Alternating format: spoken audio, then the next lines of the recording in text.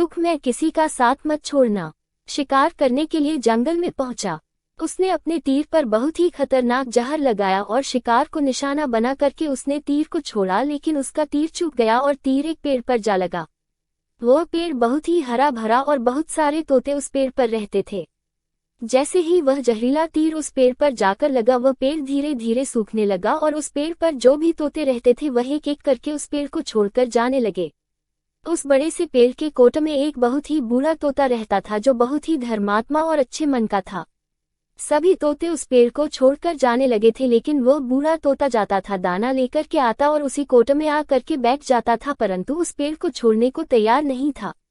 बूढ़े तोते के साथियों ने कई बार आकर के उसे समझाया कि यह पेड़ सूख रहा है और किसी दिन गिर भी जाएगा, चलो किसी और पेड़ पर चल कर रहा जाए, परंतु वह बूढ़ा तोता वहां से जाने को तैयार नहीं हो रहा था।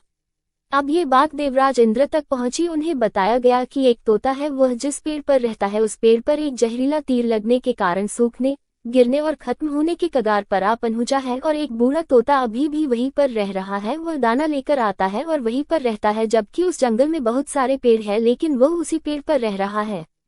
देवराज इंद्र प्रकट हुए और उस बूढ़े तोते से कहने लगे कि आप बहुत धर्मात्मा हैं, बहुत ही अच्छे मन के हैं, लेकिन आप इस पेड़ को छोड़कर किसी और पेड़ पर चले जाइए, क्योंकि यह पेड़ कुछ ही दिनों में गिर जाएगा। तालाब के पास में बहुत से बड़े बड़े हरे भरे पेड़ हैं, बड़े बड़े कोट हैं, उन पेड़ों पर फल भी लगे हुए हैं, उन्हें वहीं पर तोड़कर खा सकते हैं, परंतु यहाँ से आप चले जाए। तोता बोला, माफ कीजिएगा, इस पेड़ ने मुझे जीवन दिया है, शिकारियों से मेरी रक्षा की है, हर मौसम में मेरे साथ रहा है, ये कोट मेरा घर है, यहाँ मैं पला बड़ा हूँ, इस पेड़ को मैं छोड़कर कैसे जा सकता हूँ? इस पर संकट आया है तो क्या मैं इसे छोड़कर चला जाऊं? मैं ऐसा कभी नहीं कर सकता। देवराज इंद्र तोते के इस बात से बहुत ही प्रसन्न हुए। उन्होंने तोते से कहा, मैं आपके इस बात से बहुत ही खुश हूँ, मांगो जो आपको मांगना हो। उस बूढ़े तोते ने कहा, मुझे बस इतना मांगना है कि जिस पेड़ ने मुझे जन्म दिया, जहाँ मैं रहा पला बड़ा, जिसे आप मेरा जन्मभूमि कह सकते हो, आप इसे फिर से वैसा ही हरा भरा कर दो जैसा ये था। देवराज इंद्र ने अमृत से उस पेड़ को सिंच दिया और पहले की तरह हरा भरा कर दिया। अब वापस से उस पेड़ पर आकर के बाकी तोते रहने लगे। वह बूढ़ा तोता कुछ समय तक और जिंदा रहा, फिर उसकी मृत्यु हो गई और वह स्वर्ग में चला गया।